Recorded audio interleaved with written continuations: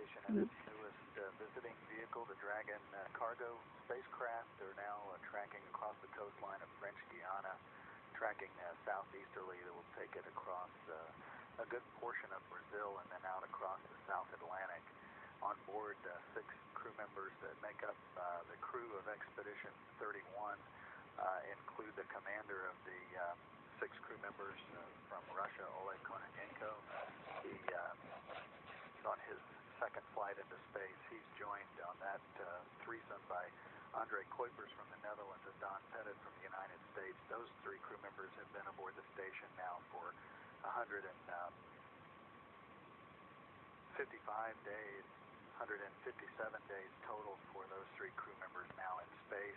The newest 3 crew members, Russians Gennady Padalka and Sergei Revin, along with U.S. astronaut Joe Acaba, are in their 10th day aboard the station and 12 days now aboard the International Space Station. Don Pettit was in charge of the station's robotic arm for the capture of the Dragon, and that occurred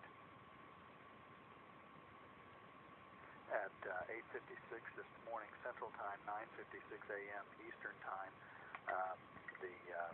Since the time of the Falcon 9 rocket launch with the Dragon atop and a protective fairing, the mission duration at the time of capture was 3 days, 6 hours, 11 minutes, and 23 seconds.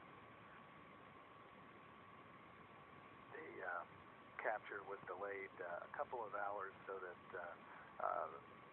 flight control teams here in Houston and in Hawthorne, California, at the SpaceX or Space Exploration Technologies headquarters could get comfortable with the laser ranging system on the Dragon.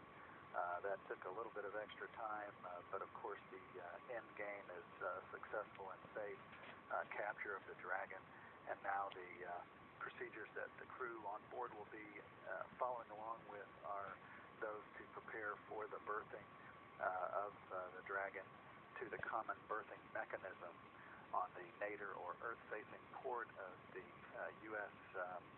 Harmony module, which is essentially a 6-port connecting module onto which is permanently mounted 2 scientific laboratories of the International Space Station, actually 3, the U.S. Laboratory Destiny, the European Space Agency Laboratory Columbus, and the Japanese Aerospace Exploration Agency's GEM or Kibo module, which is the Japanese word that stands for hope.